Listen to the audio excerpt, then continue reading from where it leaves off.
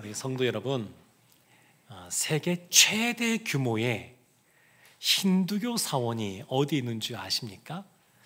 힌두교, 그러니까 인도에 있을 것 같지만 실제로는 캄보디아에 있습니다. 캄보디아의 유명한 유네스코가 지정한 세계 문화유산 중에 앙코르와트가 있는데, 그 앙코르와트가 원래 힌두 사원입니다. 오늘날에는 불교 사원으로 사용되고 있습니다만, 원래 그 힌두 사원으로서 그 어마어마한 크기를 자랑하고 있습니다. 돌들도 크고 건물도 크고 나무들도 커서 저 같은 사람이 10사람이 손을 잡아도 나무가 다 둘러질까 싶을 만큼 큰 나무들이 많은 그런 곳입니다.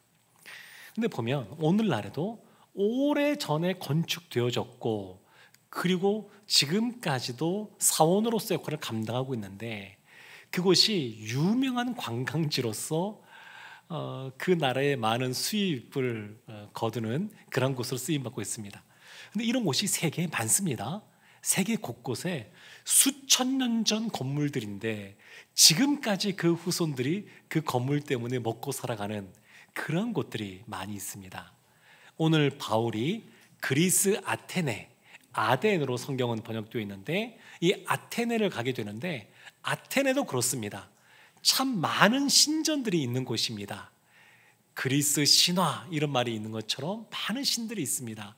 그래서 아테네 중심에 보면 그 아크로폴리스, 그 언덕 위에 파르테논 신전, 제일 유명한 가운데 있는 그 높은 기둥을 자랑하는 파르테논 신전이 있고, 그거 말고도 많은 신전들이 있습니다. 아테네는 이것뿐만 아니라 또 무엇이 또 중요하냐면, 이곳은 철학의 발상지입니다. 그러니까 많은 이러한 유적들이 사실 문화재로서 역할을 감당하지만 하나님을 섬기는 것이 아닌 우상 숭배의 모습으로 쓰임받는 곳들이 많았었고, 지금도 그런 역할을 감당하고 있습니다. 근데 아테네는 그걸 포함하여서 철학의 발상지이고, 그리고 문화와 철학의 중심지로서 있습니다. 우리가 학교 다닐 때 배웠던 소크라테스, 플라톤, 아리스토텔레스 다 이 아테네 출신들 아니겠습니까? 그리고 오늘 본문에 보면 그들의 후예들인 에피쿠로스 학파, 스토아 학파, 이런 사람들이 오늘 등장합니다. 그래서 이 바울이 아테네에서 어떻게 복음을 전했는지, 헬라 철학 앞에서 어떻게 복음을 전했는지 오늘 살펴보려고 그럽니다. 바울이 베레아에서 참 마음밭이 좋은 분들을 만났습니다. 사역에 많은 열매들이 있었습니다.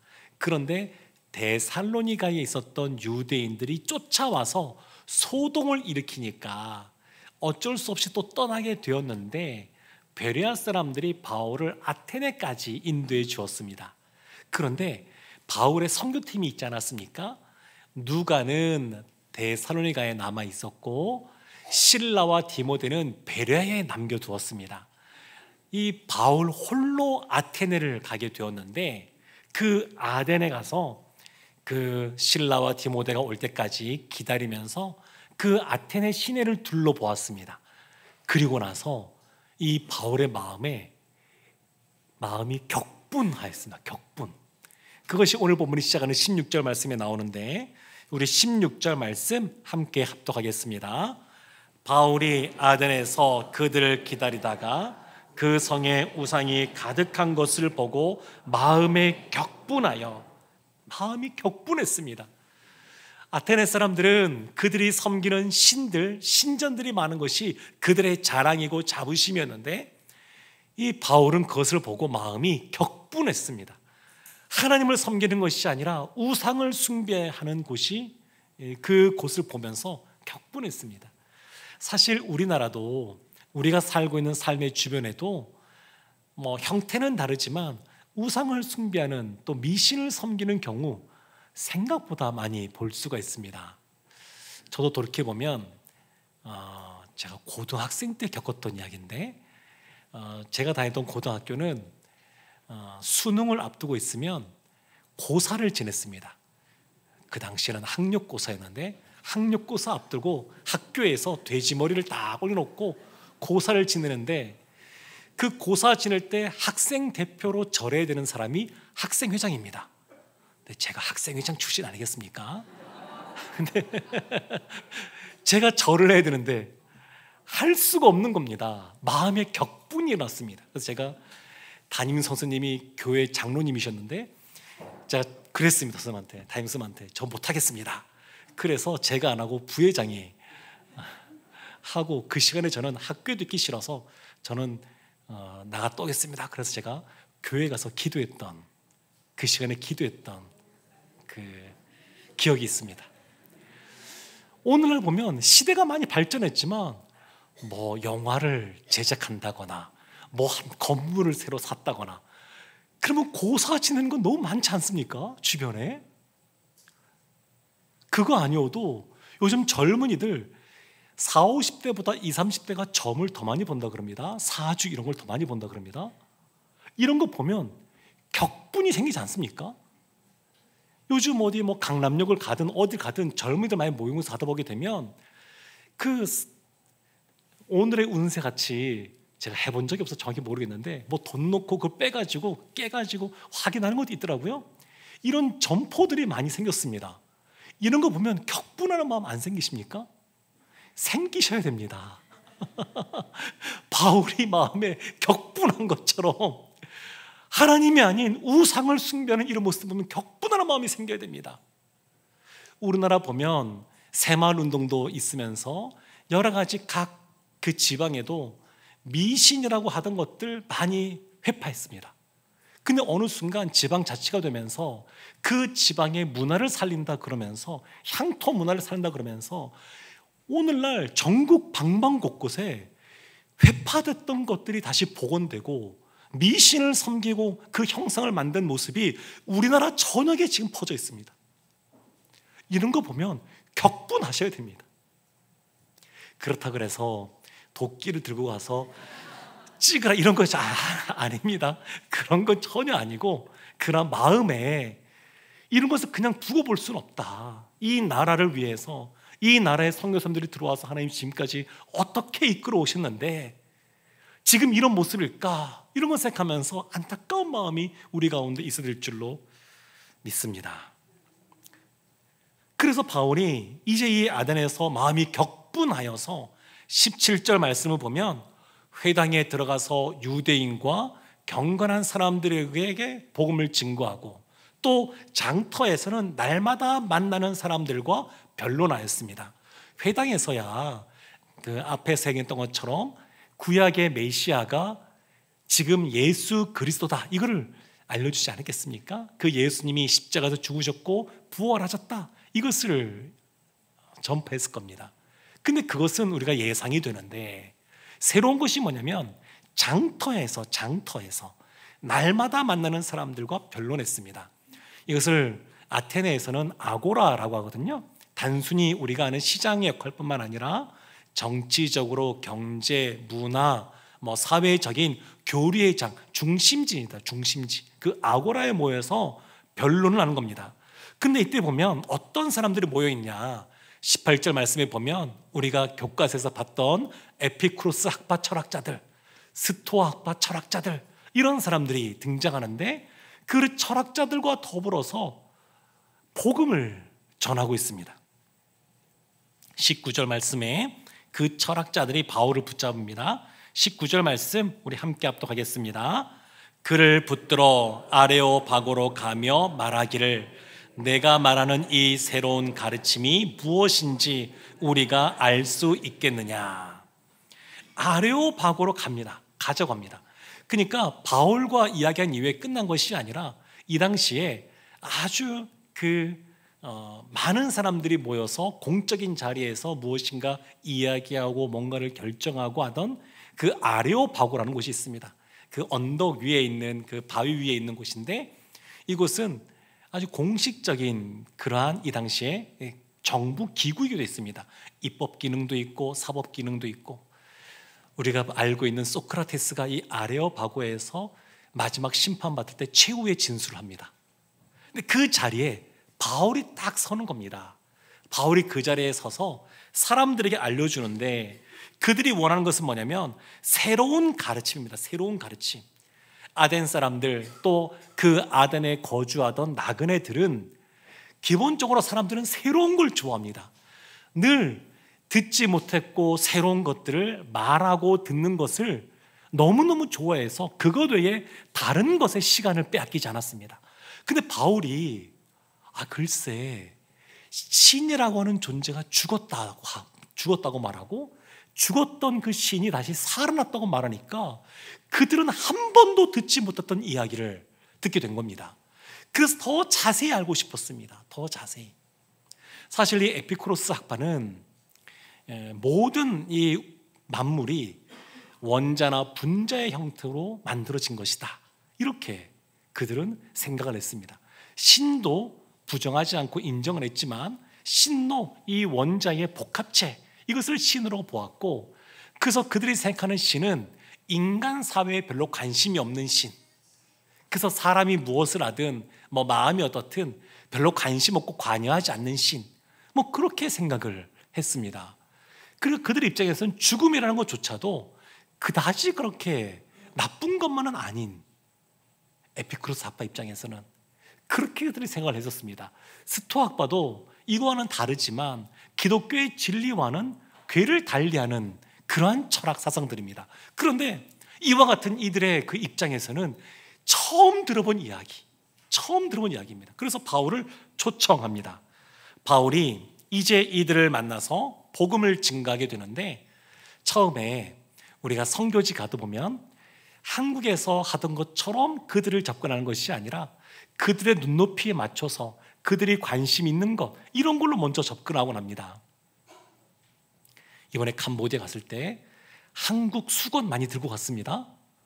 왜 그러냐면 거기는 중국산이 많이 들어와 있는데 중국산 거기 들어와 있는 수건들보다 한국산 수건들이 올이 더 많이 들어가고 탄탄하고 해서 좋다고 그럽니다. 그래서 한국산 수건을 주면 좋아하셨어요. 그래서 그것이 일단 접촉 선물입니다. 접촉점이에요. 접촉점, 선물 주는 거. 그러니까 뭔가 이렇게 그들의 마음을 열고 귀담아 들을 수 있는 상황을 만드는 것이 중요합니다. 바울이 그랬습니다. 바울이 어떻게 했냐면 22절 말씀에 이렇게 나오는데, 바울이 아레오바고 가운데 서서 말하되 아덴 사람들아, 너희를 보니 범사에 종교심이 많도다. 범사에 종교심이 많도다. 바울은 머리는 차갑고 가슴은 뜨거운 사람입니다. 그래서 우상 숭배한 것이 만연한 그 아덴 사람들을 보면서 마음에 격분했어요. 격분이 났어요. 그러나 그들을 대해서 복음을 증거할 때 그 격분한 마음을 쏟아내는 것이 아니라 머리는 차갑게 그 마음을 진정시키고, 그래서 그들이 아직 복음을 모르기 때문에 이와 같이 행하는 것이구나 생각하고 그들의 좋은 점을 이야기해 줍니다. 너희들은 범사에 종교심이 많다. 전도서의 말씀에 보면 하나님이 모든 것을 지으셨는데 때를 따라 아름답게 하셨습니다. 근데 사람에는 특별히 영원을 사모하는 마음을 주셨습니다. 영원한 것을 사모하는 마음을 주셨어요. 그래서 이것은 하나님이 아니고서는 채워지지가 않습니다. 빈자리가 있어요. 그래서 사람은 예수님을 몰라도 하나님이 창조하신 이 우주 만물을 바라보면서 피조물인 그 나무를 섬긴다든지 돌을 섬긴다든지 뭔가 이러한 그 샤머니즘, 토테미즘 이런 것부터 시작해서 뭔가 종교성들이 있습니다. 이것은 사람이 원래 그렇게 창조받았기 때문에 그렇습니다. 그래서 바울이 너희들에게 같은 종교성이 있다, 이것이 많이 있다, 이것을 일단은 인정해 줍니다. 그러면서 23절 말씀에 또 이어지는 말씀이 이렇게 말합니다. 우리 23절 말씀 함께 합독하겠습니다. 내가 두루 다니며 너희가 위하는 것들을 보다가 알지 못하는 신에게라고 새긴 단도 보았으니 그런즉 너희가 알지 못하고 위하는 그것을 내가 너희에게 알게 하리라. 그 아테네에 알지 못하는 신이 있습니다. 그러니까 참 많은 신들을 이렇게 섬기는데 그들 생각에 혹시 우리가 많은 신을 섬기지만 빠진 신이 없을까? 우리가 혹시 섬기지 않은 신이 있다 그러면 그 신이 우리에게 벌을 내리면 어떻게 하지? 이런 두려움 때문에 알지 못하는 신에게도 이렇게 제단을 쌓고 그를 섬겼습니다. 그래서 바울이 말한 게 뭐냐면 너희가 알지 못하는 신, 그 신을 내가 알려줄게. 이렇게 담대하게 말한 겁니다. 우리나라도 보면 요즘도 그런 분이 계신지 모르겠지만 제 어린 시절에 동네 분들 보면 그런 분들이 꽤 많았어요. 새벽에 우물물을 탁 떠가지고 딱 정화수로 그러죠. 정한수라고도 말하고 그 정화수를 담아놓고 비는 거예요. 그럼 물어봅니다. 누구에게 비는 거예요? 몰라요. 정한수를 떠놓고 비는데 누구에게 비는지는 몰라요. 그러나 지성이면 감천이란 말을 생각하고 그냥 비는 거예요. 비는 거. 누군지를 몰라요. 알지 못하는 신에게 우리 조상들도 많이 빌었습니다. 지금 바울이 알지 못하는 신을 이야기합니다. 알지 못하는 신.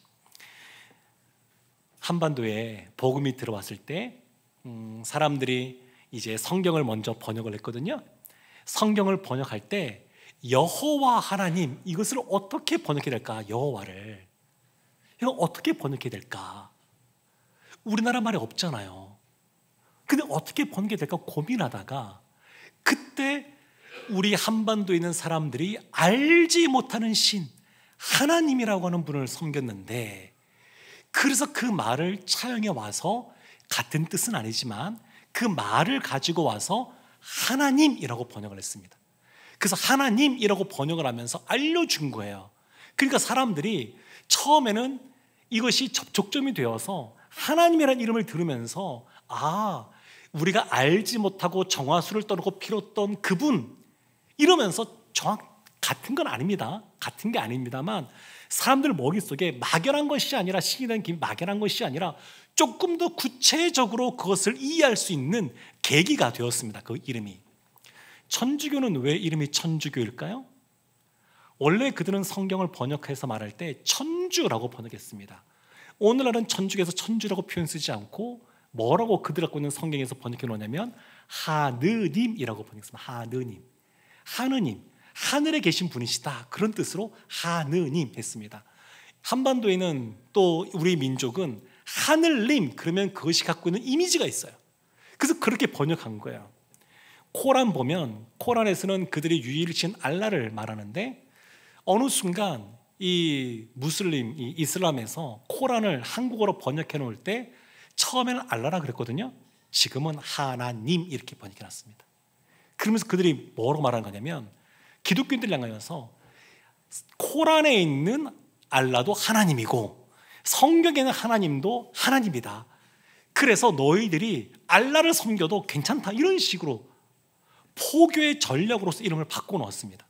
근데 그래도 너무 다르죠. 다른 것인데, 근데 어쨌든 간에 이 이름이 굉장히 중요한데 바울이 그 알지 못하는 신을 알려주겠다. 너희들이 알지 못하지만 너희들 왜 종교성이 있고 너희들 모르는 사이에도 무엇인가 알지 못하는 신이 있을 것이다 막연히 생각했는데 내가 그것을 알려주겠다, 이렇게 이야기합니다. 그러면서 그들에게 설교를 하기 시작하는데 핵심 메시지가 크게 두 가지입니다. 첫 번째는 뭐냐면 24절 말씀에 나오는데 이렇게 나옵니다. 우리 24절 말씀 함께 합독하겠습니다. 우주와 그 가운데 있는 만물을 지으신 하나님께서는 천재의 주제시니 손으로 지은 전에 계시지 아니하시고. 아멘. 첫 번째, 우주와 그 가운데 있는 만물을 지으신 하나님. 성경 제일 처음 창세기 1장 1절에 태초에 하나님이 천지를 창조하시니라, 이렇게 나오는 것처럼 창조주 하나님에 대해서 먼저 말하고 있습니다. 바울이 루스드라에서 선교할 때에도 창조주 하나님을 먼저 말했습니다. 가는 곳마다 바울이 이 창조주 하나님에 대해서 말을 했습니다. 지금 하나님이 창조주이시다 그러면서 이어지는 것, 천지의 주제, 온 우주 만물을 주관하시는 분이시다. 창조했을 뿐만 아니라 이 만물을 주관하시는 분이 하나님이시다, 그렇게 말씀하십니다. 그러면서 보십시오 이렇게 말하는 거예요. 아테네에 진짜 많은 사람들이 만든 신전들이 있는데, 그런데 하나님은 사람이 만든 신전 안에 갇혀있는 분이 아닙니다. 이렇게 말하기 시작하는 겁니다. 하나님은 온 우주 만물을 창조하시고 그 안에 주재 계신 분이시기 때문에 사람이 만든 그 안에 제한적으로 갇혀있는 분이 아닙니다. 이렇게 말하고 있는 거예요. 이것은 솔로몬도 이런 고백을 했습니다. 솔로몬도 예루살렘 성전을 지은 이후에 하나님께 기도할 때, 하나님은 참으로 땅에 거하시리까 하늘과 하늘들의 하늘이라도 주를 용납하지 못하겠거든 하면서 하물며 내가 건축한 이 성전이오리까, 이런 말을 합니다. 하나님이 성전 안에 계십니다. 안 계신 곳이 아니에요. 계셔요. 그러나 성전 안에만 갇혀 계신 분이 아닙니다. 지금 그것을 말하고 있습니다. 그러면서 이어서 사도행전 17장 25절에 이렇게 말합니다. 또 무엇이 부족한 것처럼 사람의 손으로 섬김을 받으시는 것이 아니니 이는 만민에게 생명과 호흡과 만물을 친히 주시는 이심이라. 하나님은 사람이 지은 손에 갇혀있는 분이 아니에요. 피조물이 지은 것에 갇혀있지 않아요. 그리고 사람의 손으로 섬김 받으시는 것도 아니에요. 이것이 아테네 사람들에게는 충격적인 이야기입니다. 못 들어본 이야기예요. 그들의 신들은 늘 뭔가를 받기를 원하고 받아도 복을 주는 분이 아니라 벌을 안 내리는 분, 이 정도로만 생각했는데, 근데 하나님은 받는 분이 아니라 만민에게 생명을 주시고 호흡을 주시고 만물을 친히 주시는 분이시다, 이렇게 말을 하면서 하나님이 어떤 분이신지를 알려주고 있습니다. 그러면서 이어지는 말씀을 보게 되면, 그래서 너희들이 만든 이 신상들은 다 우상이다, 이런 식으로 바울이 말합니다. 그리고 이어지는 30절 말씀에 이렇게 말합니다. 우리 30절 말씀 함께 합독하겠습니다. 알지 못하던 시대에는 하나님이 간과하셨거니와 이제는 어디든지 사람에게 다 명하사 회개하라 하셨으니. 아멘. 알지 못하던 시대, 알지 못하던 시대, 이전 시대가 있어요. 그때는 하나님이 봐주셨습니다. 아직 모를 때니까. 그러나 이제는 회개해야 된다, 이렇게 말씀하신 거예요. 보십시오. 이전과 지금이 있습니다. 이전과 지금이 있는데 이것을 구분하는 기준점이 뭔가요? 복음입니다. 복음. 세계 역사에서, 세속사에서 아테네의 역사를 어떻게 구분하는지는 모르겠지만, 그러나 하나님의 관점에서 이 아테네는 복음을 듣기 이전과 복음을 들은 이후로 구분되어지게 됩니다. 보면 어떻게 같이 구분되어지느냐? 복음을 가진 증인이 이곳에 가서 복음을 증거했기 때문에 시대가 구분되기 시작한 거예요.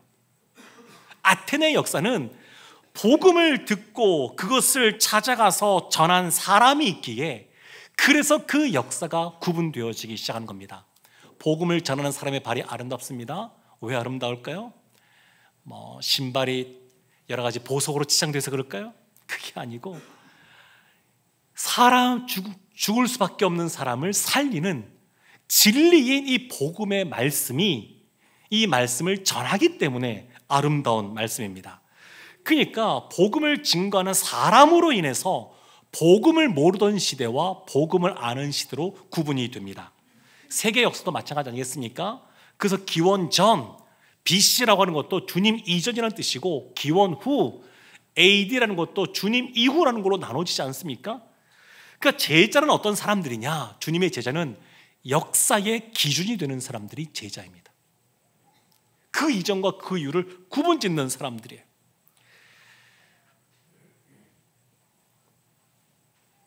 그러면 이런 말씀을 들은 사람들이 어떻게 반응을 했을까? 두 가지 반응이 나오는데, 첫 번째 반응은 32절에 나옵니다. 우리 32절 말씀 함께 합독하겠습니다. 그들이 죽은 자의 부활을 듣고 어떤 사람은 조롱도 하고 어떤 사람은 이 일에 대하여 내 말을 다시 듣겠다 하니. 죽은 자의 부활을 듣고 못 받아들인 사람들이 있습니다. 에피쿠로스 학파, 원래 그 죽음에 대해서 그다지 부정적이지 않은 사상을 갖고 있으니까, 그러니까 그렇게 이 말을 좋게 받아들이지 않습니다. 오히려 조롱합니다. 스토아 학파, 육체는 굉장히 부정적인 것으로 그들은 보았고 영적인 것은 굉장히 고귀한 것으로 보았는데, 이 부정적인 이 육체가 이제 죽었으면 더 좋은 것이지, 그 육체가 다시 살아난다고 하는 것은 그들이 갖고 있는 사상에서는 그다지 좋은 이야기가 아니었습니다. 그러니까 그들의 철학 사상에서는 이 복음이 조롱거리로 전락하고 말았습니다. 바울이 아테네 다음에 고린도에 가서 복음을 증가하게 되는데, 그 고린도 교회에게 이런 말을 합니다. 십자가의 도가 멸망하는 자들에게는 미련한 것이요 구원을 받는 우리에게는 하나님의 능력이라. 유대인들은 표적을 구하고 헬라인들은 지혜를 찾으나 우리는 십자가에 못 박힌 그리스도를 전하니 유대인에게는 거리끼는 것이요 이방인에게는 미련한 것이로되 오직 부르심을 받은 자들에게는 유대인이나 헬라인이나 그리스도는 하나님의 능력이요 하나님의 지혜니라. 하나님께 부름받은 자들, 하나님의 은혜로 말미암아 영의 눈이 열린 사람들, 베레아 사람들처럼 마음이 너그럽고 간절한 마음으로 말씀을 받아들이고 말씀을 상고하는 사람들, 이런 사람들은 십자가의 도가 미련한 것이 아닙니다. 십자가의 도가 하나님의 능력이고 하나님의 지혜로 다가옵니다. 사랑하는 성도 여러분, 아단의 역사는 바울의 복음 전파 이전과 이후로 구분됩니다. 우리도 삶을 살아가면서 생각해보면 언제 이와 같은 이전과 이후로 극명하게 나눠질까 생각해보면 아주 중요한 것 중에 하나가 결혼이 아닌가 싶습니다. 지금까지 살아오면서 나에게 가장 가까운 사람, 일촌인 부모님이었는데 결혼하게 되면 더 가까운 사람, 무촌인 배우자가 생기는 아주 역사적인 사건이 결혼인데, 그래서 결혼의 이전과 이후로 구분되는 것처럼 예수님을 믿으면 우리의 삶이 그 이전과 이후로 구분되어지게 되고, 또 아덴처럼 예수 믿는 그러한 증인들이 그곳에 가서 증거하기 시작하게 되면 그 지역이 그 이전과 이후로 구분되어지게 됩니다. 사랑하는 성도 여러분, 우리도 바울 같은 주님의 제자인 줄로 믿습니다. 우리가 가는 곳곳마다 이런 기준점들이 생기기를 원합니다. 직장에서 그 전에 없었던 나로 말미암아, 우리로 말미암아 기도 모임들이 생기고, 직장에서도 복음을 증거하는 모습들이 나타나고, 그래서 우리가 그 직장에서의 이전과 이후를 구분 짓는 사람, 그런 사람으로 살기를 원합니다. 바울은 이 철학자들 앞에서 물론 그들이 알아들을 수 있는 방식으로 복음을 증거했습니다. 그리고 어떻게 보게 되면 바울이 그동안 가는 곳곳마다 복음을 증거하는 곳에 교회가 세워졌는데 아테네는 이 당시에 세워지지 않았습니다. 그래서 이것만 보면 그다지 성공적이지 않았다, 이렇게 평가할 수도 있을 수 있습니다만, 그러나 바울은 자신이 할 수 있는 것, 디모데와 실라도 없고 홀로 고군분투하면서 아테네에서 주님이 주시는 그런 복음의 열정 가지고 그 복음을 힘있게 전했고, 그 이전과 이후를 구분짓는 사람이 되었습니다. 우리도 우리의 상황이 어떠하든, 우리 형편이 어떠하든 그 삶의 자리에서 그리스도의 복음을 힘있게 전파하고 그리스도인의 삶을 살아내서 그 이전과 이후를 구분짓는 기준점들이 되는 우리 모두가 되기를 주님의 이름으로 축원합니다. 아멘. 우리 시간